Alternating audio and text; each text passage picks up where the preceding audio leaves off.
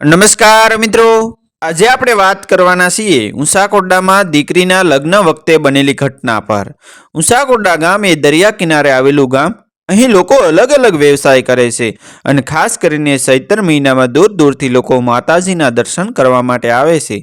ઘણા વર્ષો પહેલાંની આ વાત છે। વહેલી સવારથી જ ગામના રસ્તાઓ પર અજાણ્યો ઉત્સાહ હતો। ઘરોની છત પર સુકાયેલા ધાણા, આંગણામાં સાફ કરેલા મંડપ અને દરેક ચહેરા પર લગ્નનો ઉમંગ ઝળહળતો હતો। વર્ષો પછી ગામમાં ભવ્ય જાન આવવાની હતી। કન્યાના ઘરમાં સવારથી જ દીવો પ્રગટેલો હતો। સ્ત્રીઓના હાથમાં હળદર અને વડીલોના મોઢે આશીર્વાદના શબ્દો। ગામના લોકો માનતા હતા કે આજે બધું સુખરૂપે પાર પડશે, પરંતુ સમય ક્યારે કોનું શું લખી લાવે છે એ કોઈની ખબર નથી। જાન બપોરે ગામના પાદરે આવી પહોંચી। ઢોલના તાલે પગલાં ઉઠતા હતા।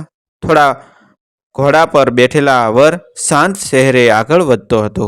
જાનમાં વડીલો, સંબંધીઓ અને ગામના માનભર્યા લોકો સામેલ હતા। પરંતુ એ જાનમાં કેટલાક જાનિયાઓ એવા પણ હતા જેમણે દારૂ પીને પોતાની મર્યાદા ભૂલી નાખી હતી। બોલવા ચાલવામાં ઉચ્છૃંખલતા, અવાજમાં ઉગ્રતા અને વર્તનમાં અણગમતું વલણ દેખાતું હતું। શરૂઆતમાં કોઈએ ખાસ ધ્યાન ન આપ્યું, કારણ કે લગ્નમાં આવી નાની બાબતો ઘણીવાર સહન કરી લેવામાં આવે છે। પરંતુ જ્યારે જાન મંડપ પાસે પહોંચે ત્યારે કન્યા પક્ષના વડીલોના ચહેરા પર ચિંતા સ્પષ્ટ દેખાવા લાગી। ગામના કેટલાક અનુભવી લોકોએ એકબીજાની આંખોમાં આંખ નાખી જોઈ લીધી। તેમને ભય હતો કે જો આ જાનિયાઓએ મંડપમાં કંઈ અણધડ હરકત કરી તો ગામની આબરૂને આંચ આવી શકે। ઉંસાકોટડાના વડીલો માટે ગામની શાન અને મર્યાદા સર્વોપરી હતી। એમણે એકત્ર થઈને નિર્ણય કર્યો કે જ્યાં સુધી જાનમાં શિસ્ત અને શાંતિ ન રહે ત્યાં સુધી ફેરા ફેરવવાની પરવાનગી નહીં આપવામાં આવે। આ નિર્ણય જાન માટે અચાનક ઝાટકો હતો। જાનમાં ખળભળાટ મચી ગયો। વરના કાકા, મામા અને અન્ય વડીલો આગળ આવ્યા। એમણે હાથ જોડીને વિનંતી કરી, ભૂલ થઈ હશે અમારી, અમને સમજાવી લઈશું, લગ્ન રોકશો નહીં। પરંતુ કન્યા પક્ષના વડીલો અડગ રહ્યા। એમણે સ્પષ્ટ શબ્દોમાં કહી દીધું કે જાનને પાછી મોકલવાનો નિર્ણય પણ લેવાઈ શકે છે। આ શબ્દ સાંભળતા જાનમાં અશાંતિ ફેલાઈ ગઈ। કોઈ ગુસ્સો બોલવા લાગ્યું તો કોઈ શરમમાં માથું ઝુકાવી ઊભો રહ્યો। વરનો બાપ, જે અત્યાર સુધી મૌન હતો, હવે આગળ આવ્યો। આંખોમાં અપમાનની ચમક અને મનમાં ભારે પીડા હતી। એમણે કન્યાના બાપાને બોલાવ્યા। વાતચીત વધતી ગઈ, અવાજ ઊંચો થતો ગયો। અંતે એવી સ્થિતિ આવી કે બંને પક્ષના વડીલો મંડપ સામે ઊભા રહ્યા। વાત એટલી આગળ વધી ગઈ કે કેટલાક વડીલોએ પોતાની પાઘડી ઉતારીને જમીન પર મૂકવાની તૈયારી કરી। એ ક્ષણ ઉંસાકોટડાના ઇતિહાસમાં સૌથી ભારે હતી, કારણ કે પાઘડી એ માત્ર કપડો નહોતો, એ આત્મસન્માન, આબરૂ અને પેઢીઓની શાનનું પ્રતીક હતી। અને એ ક્ષણે દૂરથી ધમધમાટ સંભળાયો। ગામના આગેવાન મોહનભાઈ હાથમાં લાકડી લઈને ગુચ્છાથી દોડતા દોડતા મંડપ તરફ આવી રહ્યા હતા। તેમની આંખોમાં આગ હતી અને અવાજમાં ગામ માટેનું ગર્વ। તેઓ આવતા જ ગર્જના કરી ઉઠ્યા કે આ શું કરી રહ્યા છો તમે? આપણા ગામમાં જાન લઈને આવેલા મહેમાનોનું અપમાન કરો છો? પાઘડી એ આપણા ગામની આન, બાન અને શાન છે। મંડપ પર એક ક્ષણ માટે શાંતિ છવાઈ ગઈ। મોહનભાઈની ગર્જના સાથે જ મંડપમાં ઊભેલા દરેક માણસના પગ જમીન સાથે જડાઈ ગયા। જે હાથ પાઘડી ઉતારવા માટે આગળ વધ્યા હતા એ હાથ અચાનક હવામાં ઝટકી ગયા। ઉંસાકોટડાના લોકો મોહનભાઈને માત્ર આગેવાન તરીકે નહીં, પરંતુ ન્યાય, સમજદારી અને ગામની આબરૂના રક્ષક તરીકે ઓળખતા હતા। તેમની હાજરી માત્ર શરીરની નહોતી, એ તેમની વર્ષોની પ્રતિષ્ઠા હતી, જે મંડપમાં છવાઈ ગઈ। મોહનભાઈ સીધા વરના બાપ પાસે ગયા, લાકડી જમીન પર ટેકાવી, આંખોમાં આંખ નાખીને બોલ્યા કે ભાઈ, જાનમાં ભૂલ થઈ છે, માણસ ભૂલ કરે છે, પણ ભૂલના બદલામાં આપણી શાન જમીન પર મુકાય એ રીતે યોગ્ય નથી। પછી તેઓ કન્યાના બાપા તરફ વળ્યા। અવાજમાં કઠોરતા નહોતી, પરંતુ સત્યનો ભાર હતો। તમે પણ વડીલ છો, તમારા ઘરમાં દીકરીનું લગ્ન છે, આજે કોઈનું માથું ઝૂકે એ દિવસ નથી। મંડપની આસપાસ ઊભેલા લોકો શ્વાસ રોકીને આ દ્રશ્ય જોઈ રહ્યા હતા। થોડી વાર પહેલાં જ્યાં ગુસ્સો અને અપમાનની લાગણી ઉછળતી હતી, ત્યાં હવે મૌન અને સંયમ ફેલાઈ રહ્યો હતો। મોહનભાઈ એક એક વડીલ પાસે જઈને પોતાના હાથે પાઘડી ઉપાડી ધીમેથી ઝાડીને માન સાથે માથા પર પહેરાવી પાઘડીને દરેક વડીલની આંખ ભીની થઈ ગઈ, કારણ કે એ પાઘડી સાથે માત્ર સન્માન નહીં પરંતુ આત્મસન્માન પાછું મળતું હતું. એ જ સમયે જાનમાં જે કેટલાક જાનિયાઓ દારૂના નશામાં ઉચ્છૃંખલન હતા તેઓને મોહનભાઈએ કડક નજરે જોયા. કોઈ શબ્દ કહ્યા વિના જ તેમની આંખો એટલું કહી ગઈ કે આજે મર્યાદા તૂટશે તો પરિણામ ખરાબ આવશે. જાનના વડીલોએ તરત જ તેમને બાજુએ લઈ જઈને સમજાવ્યા અને મંડપની અંદર શાંતિ જાળવવાની ખાતરી આપી. પછી મોહનભાઈએ બંને પક્ષને સાથે ઊભા રાખીને સ્પષ્ટ શબ્દોમાં કહ્યું કે લગ્ન બે ઘરોનું નહીં, બે કુટુંબોનું બંધન છે. આજે જો ઝઘડો થશે તો આખું ગામ શરમાશે. આ શબ્દો કન્યાના બાપના હૃદયમાં ઉતરી ગયા.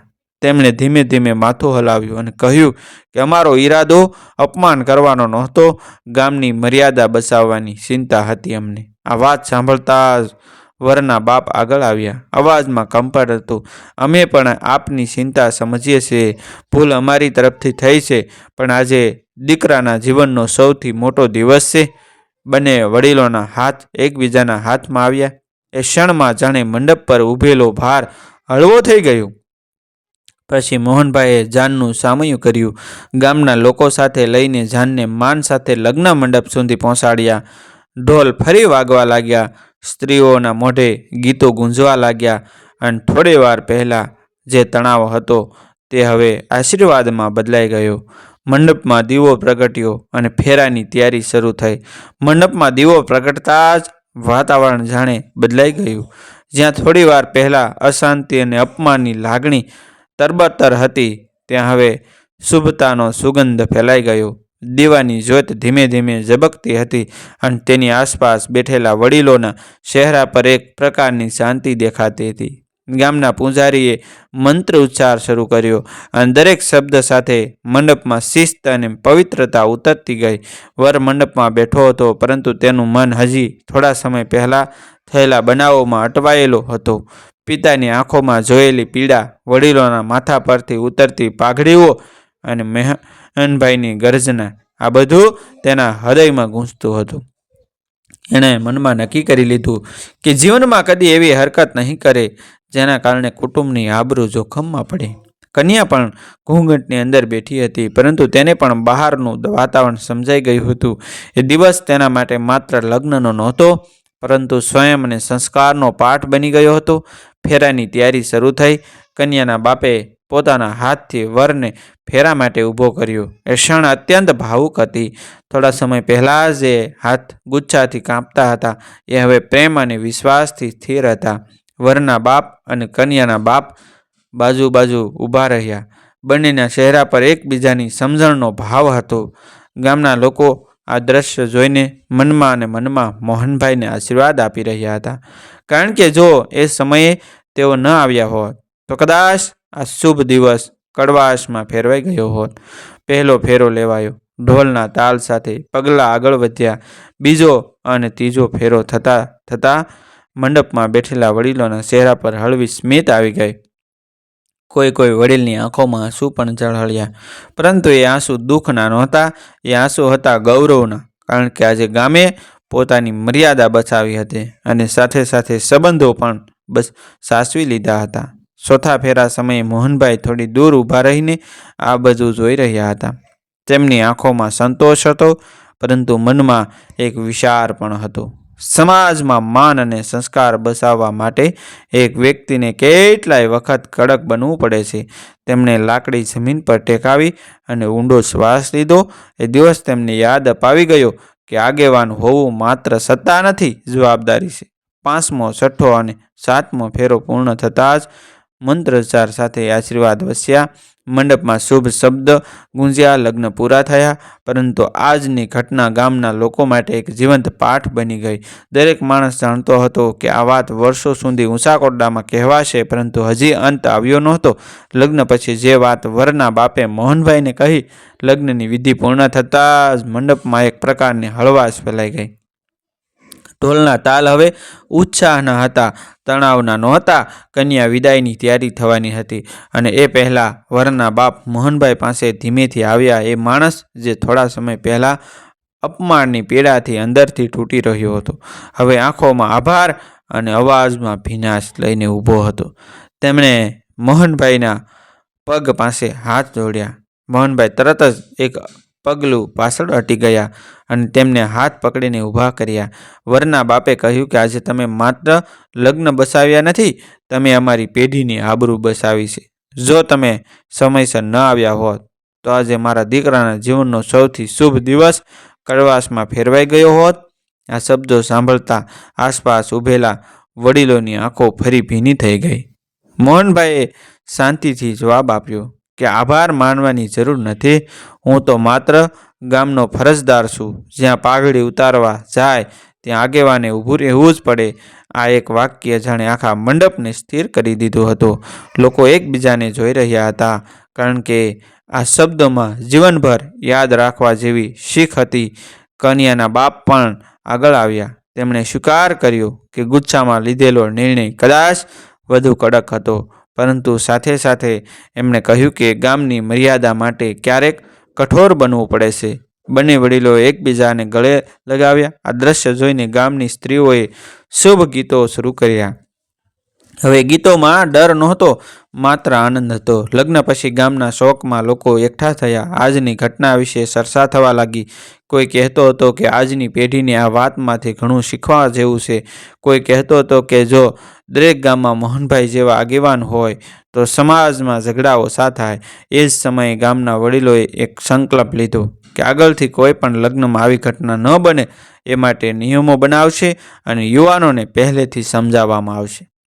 રાત ઉતરતી ગઈ. દીવો હજુ પ્રગટેલો હતો, જાણે આખા ગામ પર નજર રાખી રહ્યો હોય. ઊંસાકોટડાની એ રાત શાંત હતી, પરંતુ મનમાં ગૂંજતી હતી એક સત્ય ઘટના, જે માત્ર એક લગ્નની નહોતી, પરંતુ સમગ્ર સમાજ માટે ચેતવણી અને પ્રેરણા બની ગઈ હતી. બીજા દિવસે સવાર ઊંસાકોટડામાં શાંત પણ વિચારભર હતી. લગ્નનો ઉત્સવ પૂર્ણ થઈ ગયો હતો. જાન વિદાય લઈ ગઈ હતી, પરંતુ ગામના દરેક ઘરમાં ગઈકાલની ઘટના ચર્ચા ચાલુ હતી. સૈની કીટલી પાસે ખેતર તરફ જતા રસ્તે અને શોકમાં બેઠેલા વડીલોના મોઢે એક જ વાત, કાલે જે બન્યું એ સામાન્ય નહોતું, કારણ કે એ ઘટના માત્ર એક લગ્નની નહોતી, એ સમાજની કસોટી હતી. ગામની શાળાની સામે મોટા પીપળ નીચે બાળકો ભેગા થયા હતા. મોહનભાઈ ધીમે ધીમે ત્યાં આવ્યા. હાથમાં લાકડી હતી, પરંતુ ચહેરા પર કડકાઈ નહોતી, માત્ર સંયમ હતો. બાળકો તેમને જોઈને ઊભા થઈ ગયા. મોહનભાઈએ તેમને બેસવા કહ્યું અને શાંતિથી બોલવા લાગ્યા કે કાલે તમે જે જોયું યાદ રાખજો. પાઘડી માત્ર માથા પર પહેરવાની વસ્તુ નથી, એ માણસના સંસ્કાર, સ્વાભિમાન અને જવાબદારીનું ચિહ્ન છે. તેમણે આગળ કહ્યું, જ્યારે માણસ ગુસ્સામાં આવે છે ત્યારે સૌથી પહેલાં વૃદ્ધ ખોવે છે, અને જ્યારે વૃદ્ધ ખોવાય ત્યારે સંબંધો તૂટી જાય છે. કાલે જો થોડું વધુ ગુસ્સો થયું હોત તો બે કુટુંબો વચ્ચે જીવનભરની કડવાશ ઊભી થઈ ગઈ જાત. બાળકો મૌન થઈને સાંભળતા રહ્યા. એ શબ્દો પાઠ્યપુસ્તકના નહોતા, એ જીવનમાંથી ઉતરેલા સત્ય હતા. મોહનભાઈ અંતે કહ્યું કે યાદ રાખજો, માન માંગવાથી નથી મળતું, માન વર્તનથી મળે છે. અને જ્યાં માન બસાવવો હોય ત્યાં ઝઘડો નહીં, સમજદારી કામ આવે. આ કહીને તેઓ ઊભા થયા. બાળકોના મનમાં એ દિવસ કાયમી રીતે છુપાઈ ગયો. ઊંસાકોટડામાં એ પછી વર્ષો સુધી કોઈ લગ્નમાં મોટો વિવાદ થયો નહીં, કારણ કે દરેક વડીલ આ ઘટના યાદ કરાવતા.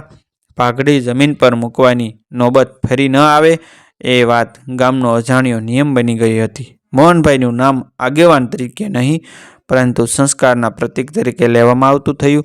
આ વાર્તા આજે પણ ઊંસાકોટડામાં કહેવાય છે. કોઈ નવા લગ્ન આવે ત્યારે, કોઈ યુવાન ઉશ્કેરાય ત્યારે, અથવા કોઈ વડીલ ગુસ્સામાં નિર્ણય લે ત્યારે આ ઘટના બાદ યાદ અપાવવામાં આવે છે, કારણ કે એ દિવસે એક ગામે પોતાની શાન બચાવી હતી, સંબંધો બચાવ્યા હતા અને સમાજને સાચો રસ્તો બતાવ્યો હતો. અને એ જ માટે આજે પણ ઊંસાકોટડાના લોકો ગર્વથી કહે છે, અમે પાઘડી ઉતારતા નથી, અમે પાઘડીનું માન જાળવીએ છીએ. મિત્રો, આ વાર્તા કાલ્પનિક છે. તેમાં આવતા તમામ પાત્રોના નામ દ્રશ્યોના નામ, દરેક વસ્તુ કાલ્પનિક છે. આ વાર્તા સત્ય આધારિત તેની કાલ્પનિક રચના કરી છે. આવા જ નવા જીવન ઉપયોગી મજેદાર વિડીયો જોવા માટે અમારી ચેનલ સાથે બન્યા રહેજો. અમારી ચેનલને સબસ્ક્રાઇબ કરી દેજો, જેથી કરીને અમારા આવનારા વિડીયો આપને જલ્દી મળી જાય. થેન્ક યુ મિત્રો. મળશું આપણે એક નવા વિડીયો સાથે, એક નવી સ્ટોરી સાથે.